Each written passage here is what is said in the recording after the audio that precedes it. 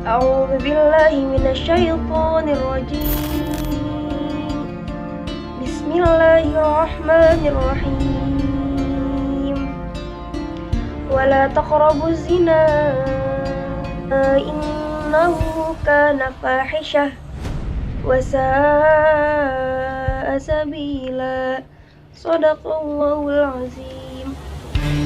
Seorang wanita asal Ponorogo Selasa pagi ditemukan tewas di dalam kamar sebuah hotel di Magetan. Diduga korban tewas saat hendak melakukan aborsi karena ditemukan banyak darah di atas tempat tidur. Sementara di Magetan, seorang siswi SMP yang tengah hamil 8 bulan mengikuti ujian nasional di rumah. Untuk menutupi aib keluarga, pihak sekolah berdalih sang siswi melakukan ujian di rumah karena sakit. Seorang warga kejuruan muda Aceh Tamiang berinisial ERL pada Jumat 10 April 2020 terbukti melakukan zina dengan 2 orang pria. Ia kemudian menjalani eksekusi cambuk 200 kali di halaman belakang Islamic Center Aceh Tamiang. Jika kita memikirkan masa depan diri dan keturunan kita, sebaiknya kita selalu konsisten untuk mengatakan tidak pada pergaulan bebas, karena dampak dari pergaulan bebas bersifat sangat merusak. Pergaulan bebas dan zina sendiri sangat berhubungan. Seks bebas, narkoba atau obat terlarang, minuman keras atau alkohol, dan tawuran. Salah satu di antaranya merupakan contoh dari zina. Apa itu? Seks bebas. Terkait hukum zina, semua ulama sepakat bahwa zina hukumnya haram. Bahkan zina dianggap sebagai puncak keharaman.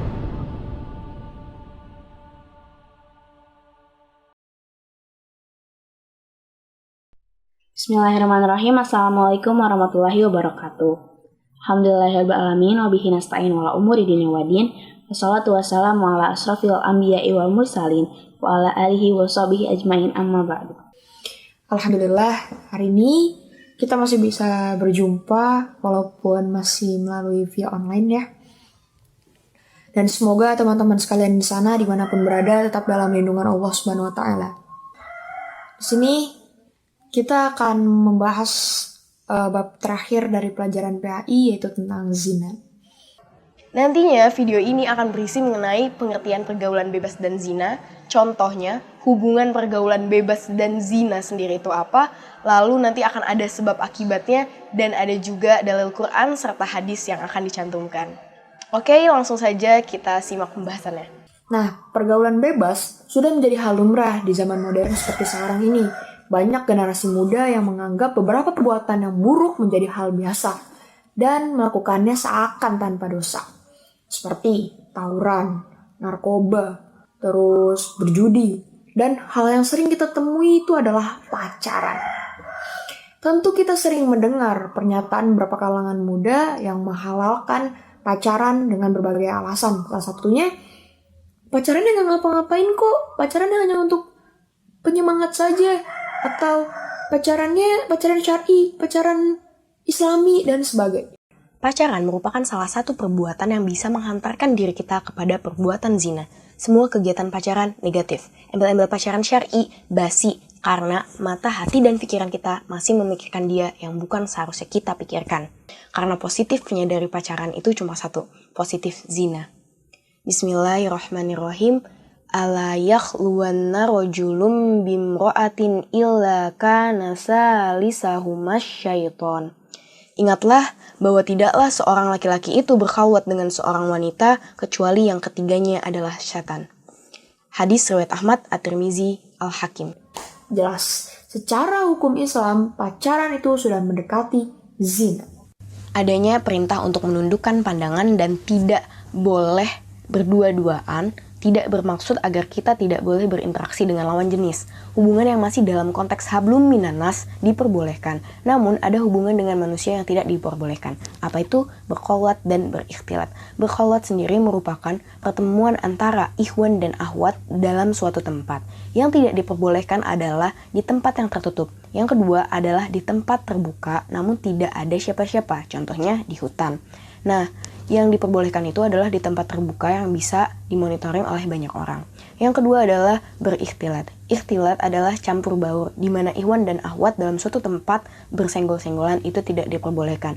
Namun, apabila ikhwan dan akhwat jelas ada batasannya, ikhwan di depan, akhwat di belakang, atau ikhwan di kanan, akhwat di kiri, itu masih diperbolehkan.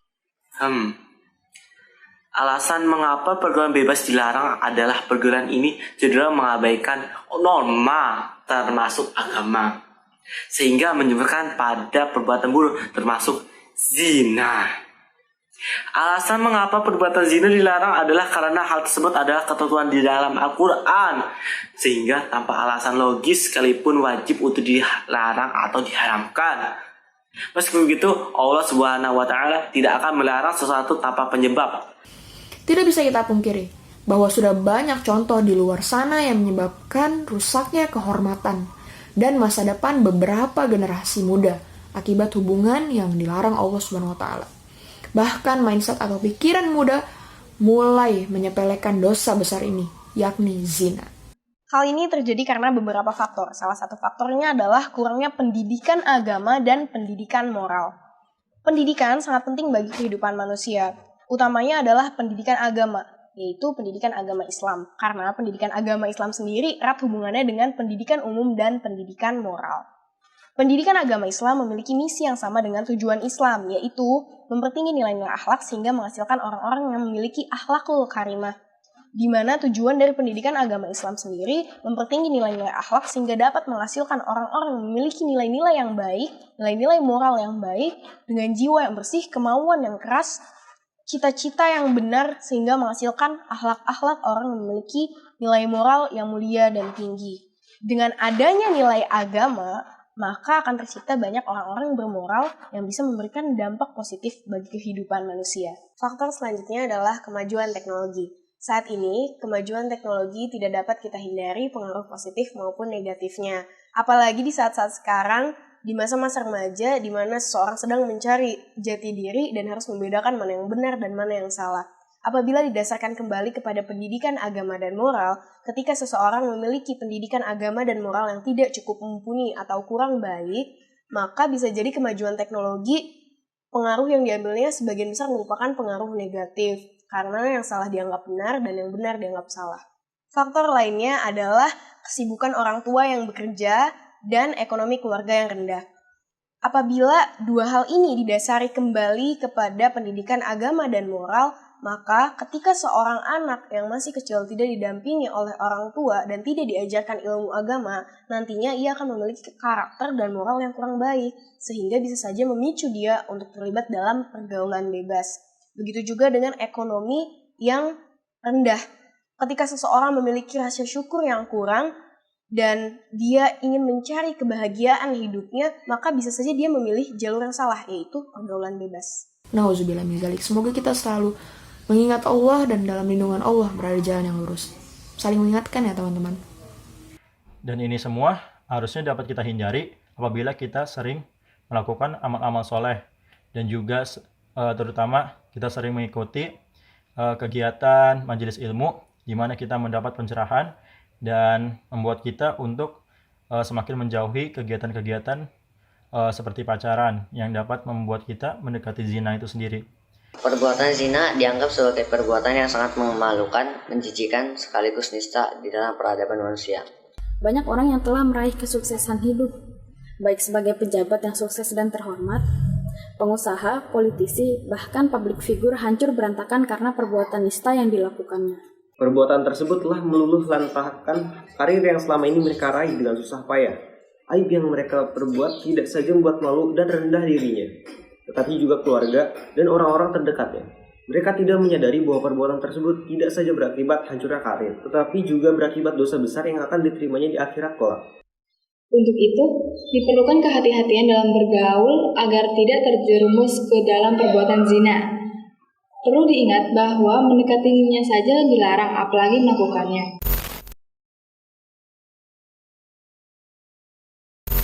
Teman-teman tahu nggak sih apa itu zina? Kata zina berasal dari kata zana yazni. Untuk pengertiannya sendiri, secara bahasa, oleh As-Samakhsi dari Al-Mabsut yang mana katanya berasal dari kata az-zana yang artinya adhiq yang memiliki arti secara bahasa yaitu kesempitan. Nah, menurut istilah, zina adalah melakukan suatu hubungan badan antara laki-laki dan perempuan tanpa adanya suatu ikatan pernikahan yang sah menurut syariat agama, tanpa adanya paksaan dan juga dilakukan secara sadar.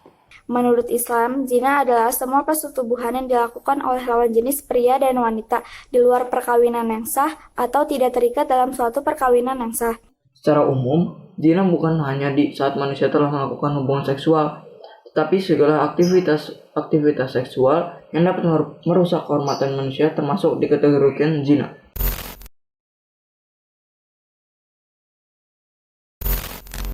Hukum zina adalah haram, bahkan zina dianggap sebagai puncak keharaman. Di antara perbuatan paling tidak beradab sekaligus merupakan kejahatan besar, zina merupakan perbuatan paling tak senonoh yang menggambarkan betapa akal sehat pelakunya tidak berjalan sama sekali. Oleh karena itu sudah pasti hukumnya haram. Hal ini didasarkan pada firman Allah, Quran Surat Al-Isra ayat 32. A'udzu billahi minasy syaithanir rajim. Bismillahirrahmanirrahim. Wala taqrabuz zina innahu kana fahishatan wa sa'a sabila. Shadaqallahul adzim. Yang artinya, dan janganlah kamu mendekati zina. Sesungguhnya zina itu adalah suatu perbuatan yang keji dan suatu jalan yang buruk.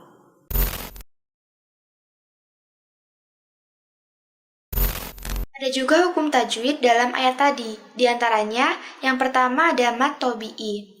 Pada awal kalimat wala, di situ ada huruf alif setelah huruf lam yang berharokat fathah.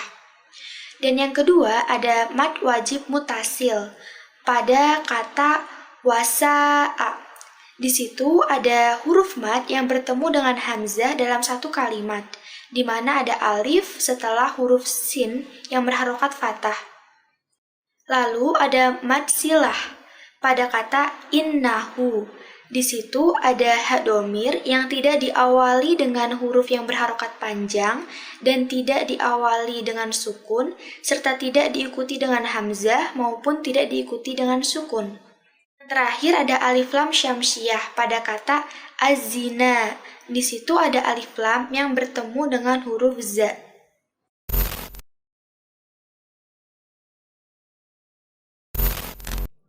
Terus macam-macam zina itu ada 3. Yang pertama, zina alaman, zina ghairu muhsan, sama zina muhsan. Perbuatan zina dikategorikan menjadi 2 bagian, yaitu zina muhsan dan ghairu muhsan. Macam-macam zina ada 5. Yang pertama, zina mata atau ain. Zina mata adalah ketika seorang melihat lawan jenis dengan perasaan senang atau bahagia. Yang kedua adalah zina ucapan, lisan, ketika seseorang membicarakan orang lain dengan perasaan senang atau bahagia. Yang ketiga adalah zina hati atau qalbi, yaitu ketika seorang menghayalkan lawan jenis dengan rasa senang dan bahagia. Yang keempat adalah zina tangan atau yadin, ketika seorang dengan sengaja memegang anggota yang tidak boleh dipegang dengan perasaan senang dan bahagia.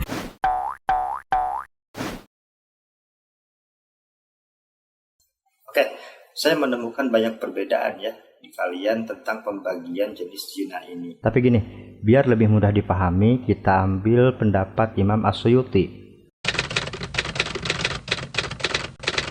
Jadi, menurut Imam Jalaluddin As-Suyuti, zina itu terbagi menjadi 2 jenis. Yang pertama, zina majazi. Apa itu zina majazi? Adalah zina yang umumnya dilakukan dengan panca indera. Dan yang kedua adalah zina hakiki. Apa itu zina hakiki? Zina yang diperbuat antara lawan jenis yang bukan muhrim dengan melibatkan alat kelamin. Adapun berdasarkan pelakunya, zina juga dibagi menjadi 2 kategori. Yang pertama adalah zina muhsan. Apa itu zina muhsan? Yaitu perzina yang sudah menikah. Dan yang kedua adalah zina ghairu muhsan. Apa itu zina ghairu muhsan? Yaitu pezina yang masih lajang dan belum pernah menikah.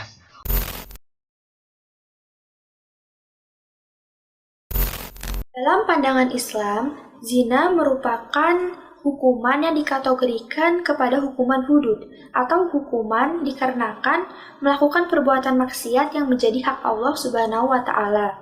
Dalam konteks ini, yang memiliki kewajiban untuk melakukan hukuman tersebut adalah khalifah atau kepala negara ataupun orang-orang yang diperintahkannya.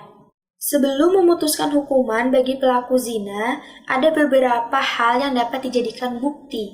Di antaranya, yang pertama ada saksi, lalu ada sumpah, pengakuan, dan juga dokumen atau bukti tulisan.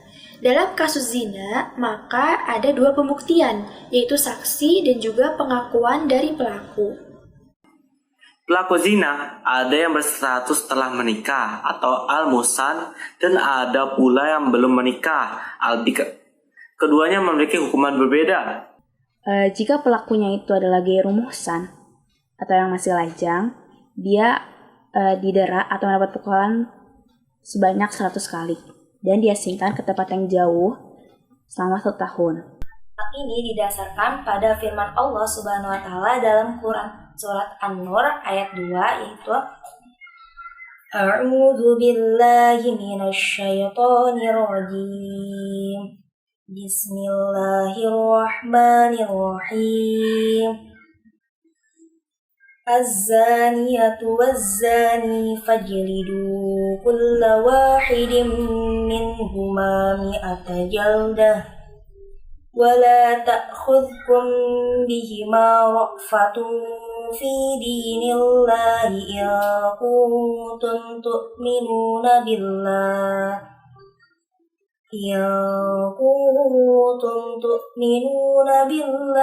wal yawmil akhir وَلْيَشْهَدْ عَذَابَهُمَا طَائِفَةٌ مِّنَ الْمُؤْمِنِينَ Shadaqallahul Adzim. Yang artinya, pezina perempuan dan pezina laki-laki deralah masing-masing keduanya 100 kali, dan janganlah rasa belah kasihan kepada keduanya mencegah kamu untuk menjalankan agama hukum Allah. Jika kamu beriman kepada Allah dan hari kemudian, dan hendaklah pelaksanaan hukuman mereka disaksikan oleh sebagian orang-orang yang beriman.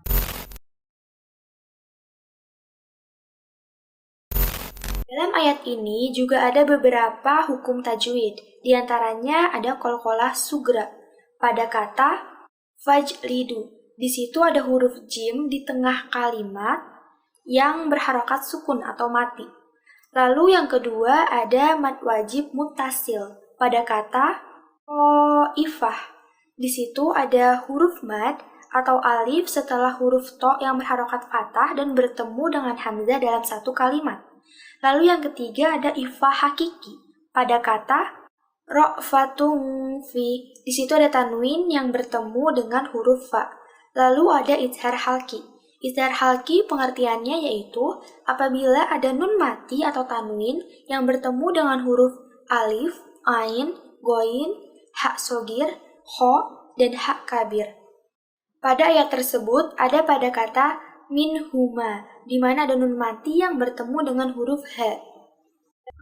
Hukuman yang kedua itu ada di rajam sampai mati bagi pezina muhsan. Hukuman rajam dilakukan dengan cara pelaku dimasukkan ke dalam tanah hingga dada atau leher. Dasar hukuman rajam yang berasal dari sunnah, maka ada riwayat mutawatir dari Rasulullah SAW, baik perkataan maupun perbuatan yang menerangkan bahwa beliau SAW telah merajam pezina yang al-musan. Ibnu al-Mundhir rahimahullah menyatakan para ulama telah berijma atau sepakat bahwa orang yang dihukum rajam terus-menerus dilempari batu sampai mati.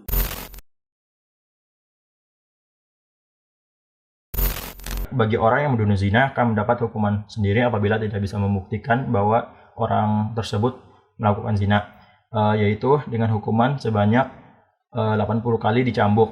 Dan apabila kita ingin menuduh seseorang melakukan zina, maka kita harus membawa 4 orang saksi termasuk kita sendiri, dan dari keempat-empatnya tersebut memiliki kesaksian yang sama. Apabila tidak memiliki kesaksian yang sama, maka akan diberikan hukuman berupa 80 kali dicambuk. Dalam Quran surat An-Nur ayat 6-10 juga dijelaskan istilah li'an, di mana suami dapat melaporkan perbuatan zina yang dilakukan oleh istrinya. Apabila sang suami tidak dapat mendatangkan saksi, maka ia dapat bersumpah sebanyak 3 kali bahwa ia termasuk orang-orang yang benar. Dan sumpah yang keempat bahwa laknat Allah kepadanya apabila ia termasuk orang-orang yang berdusta. Maka hal tersebut dapat membuat sang istri dihukum dengan dirajam. Tetapi apabila sang istri juga melakukan sumpah 3 kali bahwa sang suami termasuk orang-orang yang dusta, dan sumpah yang keempat bahwa laknat Allah terhadapnya apabila sang suami termasuk orang-orang yang benar, maka itu dapat membuat ia terbebas dari hukuman. Maka suami istri tersebut kemudian akan dipisahkan dan tidak boleh menikah lagi seumur hidupnya.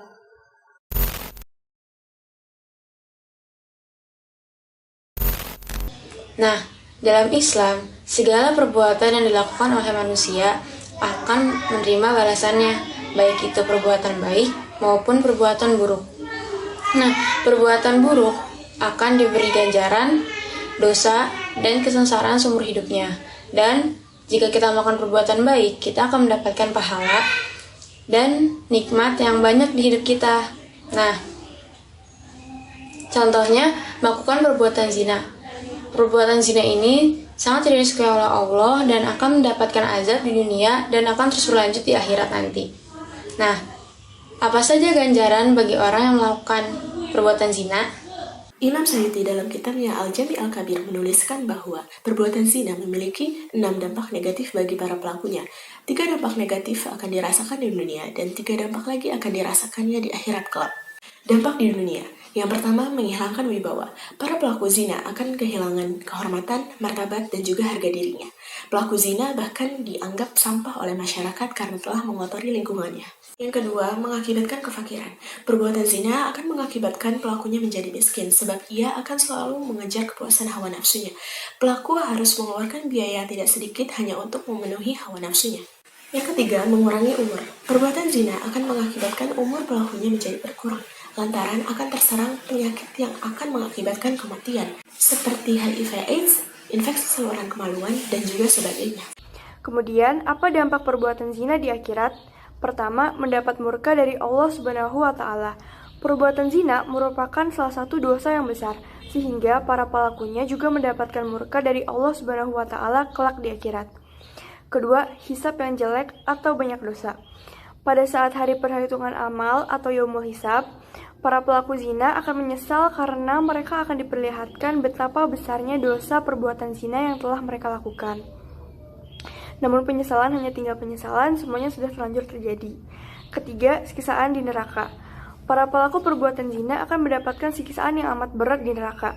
Dikisahkan pada saat Rasulullah melakukan Isra dan Mi'raj, beliau diperlihatkan ada sekelompok orang yang menghadapi daging segar, tapi mereka lebih suka memakan daging yang amat busuk dibandingkan daging yang segar. Itulah siksaan dan kehinaan bagi pelaku zina. Mereka berselingkuh padahal mereka sudah mempunyai istri atau suami yang sah. Kemudian Rasulullah juga diperlihatkan ada suatu kaum yang tubuh mereka sangat besar, namun bau tubuhnya sangat busuk, menjijikkan saat dipandang, dan bau mereka seperti bau tempat pembuangan sampah. Rasul kemudian bertanya, siapakah mereka? Kemudian 2 malaikat menjawab, mereka adalah pezina, baik laki-laki ataupun perempuan.